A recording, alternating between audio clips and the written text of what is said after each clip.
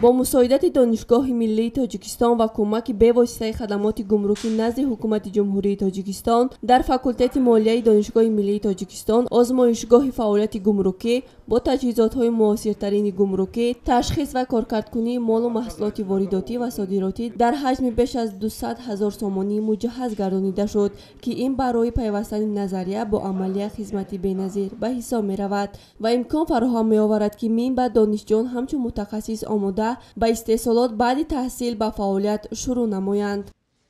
سال 2024 همچون معرفت حقوقی اعتراف گردیده است و خود فعالیت همین آزمایشگاه هم جهت‌های هم حقوقی دارد هم اقتصادی و ما هم کوشش میکنیم که در تیار کردن متخصصین ساحه گمرک سهم ارزنده خود را گذاریم. تا به استفاده دادن آزمایشگاه تعلیمی گمرکی مشغولیت‌ها به طریق نظریوی صورت می‌گرفت. اکنون بعد فعال گردیدن صنفخانه عملی تمام درس‌ها خاصه گردانیده می‌شود و در عملیه نازکی‌های ساحه به دانشجویان آموزانیده می‌شود.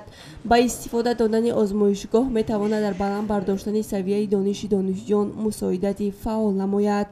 نوابسته از آنه که در ساحه خدمات گمرکی مردان بیشتر کار و فعالیت می نمایند، ما نیز با نوان می خواهیم که خوانده برابر مردان نیز در این ساحه کار نماییم و این از توجه پیشوای معظم ملت درباره بلند برداشتن مقام زن در جامعه درک می دهد و البته این لابراتوری که امروز در فاکولته ما شدن لابراتوری عادی نیست. در لابراتوری مذکور تمام تجهیزات های ضروری مجهز گشته است که ما دانشجویان می توانیم همه دانش‌های نظریوی خود را در اینجا آمده به تجربه مشاهده نماییم و بر ضمن همه این مهربانی ها ما دانشجویان وعده می دهیم که با بهای خوب و اعلی تحصیل می نماییم و برای رشد نمودن ساحه خدمات گمرکی و دیگر ساحه‌های خواجگی خلق سهم بی‌اندازه خود را می‌گذاریم. بعد بازدید از امکانیت‌ها و شرایط‌های فراهم گردیده، حاضرین با روند برگزاری دوره نهایی المپیاد جمهوریوی از فن اساس‌های فعالیت گمرکی میان دانشجویان این رویه دانشگاه عالی کسبی ادامه داشت شناس شدند.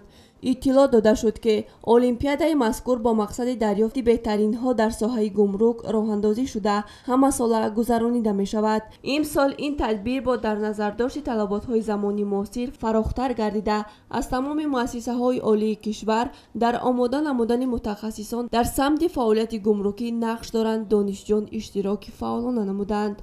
رهبریت دانشگاه ملی و خدمات گمرک برگزاری اقدام مذکور را مهم ارزیابی کرده عملی شوی آن را وسیله خوبی تامین ساحه با کادرهای حرفه‌ای معنی داد نمودند.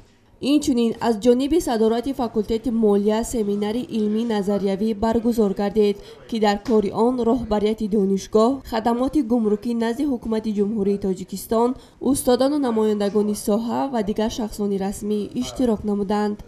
در تدبیر مذکور حاضرین بابت بهتر گردیدن شرایط‌های کار و فعالیت و علم آموزی در تمام فاکولته‌های دانشگاه ابراز سخن کرده نقش سرور دولت محترم امام علی رحمان را در این ضمن شایان ارزیابی نمودند.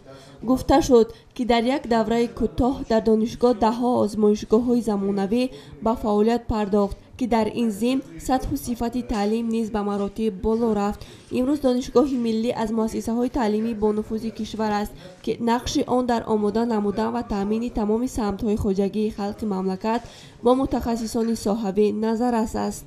رهبریت دانشگاه با نیروی سازنده فعالیت کرده برای عملی نمایی هدف‌های حکومت کشور راجع به صاحب کسب گردیدن جوانان دست به کارند. الکی در این سمت نقشه‌ها طرح‌ریزی شده مورد عمل قرار دارند. همایش با تکلیف و پیشنهادهای سودمند به انجام رسید.